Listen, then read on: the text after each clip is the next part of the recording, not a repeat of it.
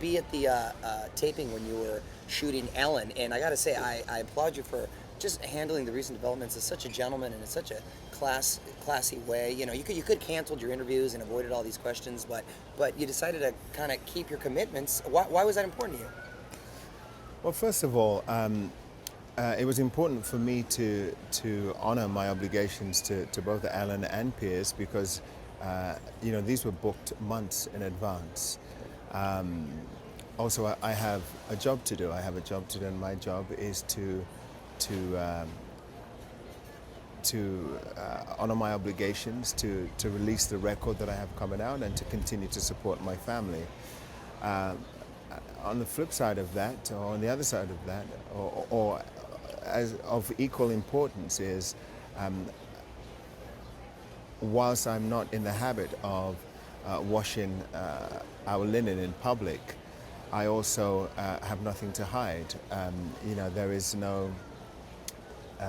It's not like all of a sudden my wife and I are fighting and there are skeletons in the closet or anything like that. You know, we both love each other very much, but as often happens with people who've been together for a while, you know, you just grow apart, and that's really the simple matter of it. There are no things. There is nothing shameful about that. And my third priority is to protect our children. I think, and that's what both Heidi and I feel, because this is our life.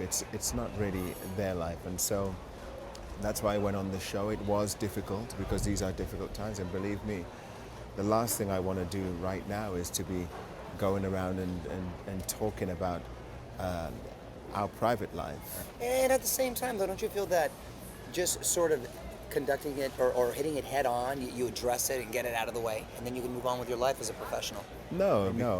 I'm here simply because I have a job to do, and that job is to promote this album and to fulfill my obligations. And unfortunately, this is just really bad timing. And so, yes, I will at the same time protect my wife, who is the most wonderful woman I've ever met till this day. Just because we have our differences doesn't mean that I think of any less of her. And to protect those four little miracles that we have. And I know you're a strong family man. How do you tell the kids? How do you tell them? Well, you just do the best you can. They are children. And luckily for us and also for them, our differences have never really been displayed or on display in front of the children. We have been dignified in that we've always kept our differences away from them. And let's face it, it hasn't been 8 years of differences. It's been seven and a half glorious years of the happiest years of my life. But again, the reality is that you do grow apart. And how do you tell the children? Well, you do it in the kindest and most gentle and understanding way that you can, and you just hope that they'll understand. And let's face it, they're 5, 6, and 7, and 2. How much are they going to really understand? Only time will tell. But they are very happy now. They're happy because we are those dignified, civil people who are not going to change just because we have decided to separate, and we live under the same roof. We are both very loving in front of them, because the truth of the matter is that we do love each other. It's not like we don't love each other, and that's, I think, the hardest thing for people to understand. You don't all of a sudden stop loving someone just because you decide to, or we don't in any case. I can't really speak for anyone else. Well, obviously, there's a great deal of mutual respect. You're friends. You love each other, like you just said. Any chance for reconciliation? I don't know. That's not something that you think about during this time. I don't know. I just know that I have the greatest deal of admiration and respect and love for this woman who has been the centerpiece of my life ever since the day I met her. She is no less beautiful to me now, both inside and out, than she was the day that we met. In fact, she's more so because we have these four little miracles that are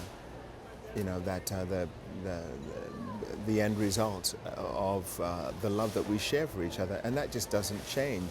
I think it's, and understandably, it's difficult for some people to. It's difficult for some people to realize that, to understand how we can just all of a sudden separate. But that's life. Soul 2, which I was a big fan of Soul 1. How do you decide the songs? Let me ask you that first. I think choosing the songs was a collective effort. What we didn't want to do was to be formulaic. What we didn't want to do was to just repeat the success of or the process of making the first album just for the sake of having a successfully commercial album.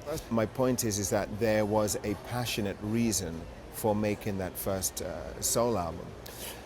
So it's always based on certain experiences. It's based on passion. There has to be a genuine,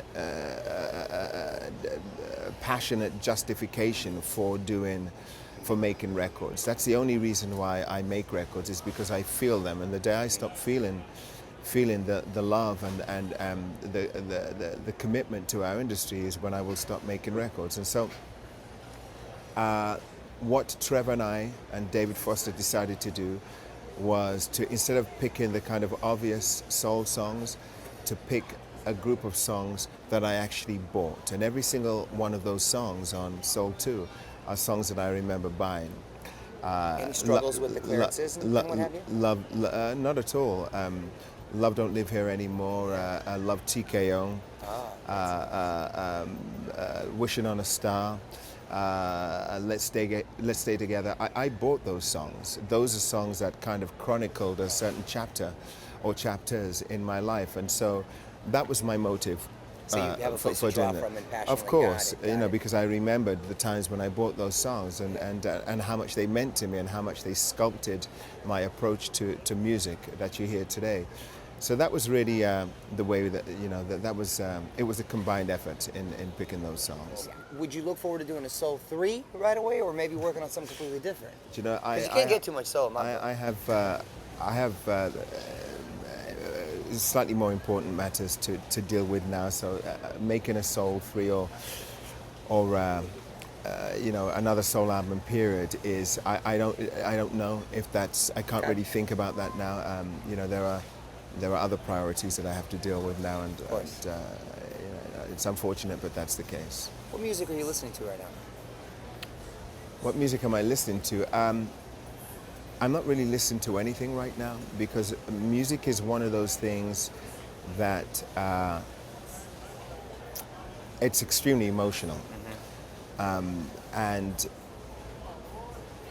there's enough emotion going on in my life right now, and so to listen to music is, I'm having to perform music, and that's enough, and that's kind of difficult enough with what's really going on. You mentioned I sang Let's Stay Together on Ellen the other day.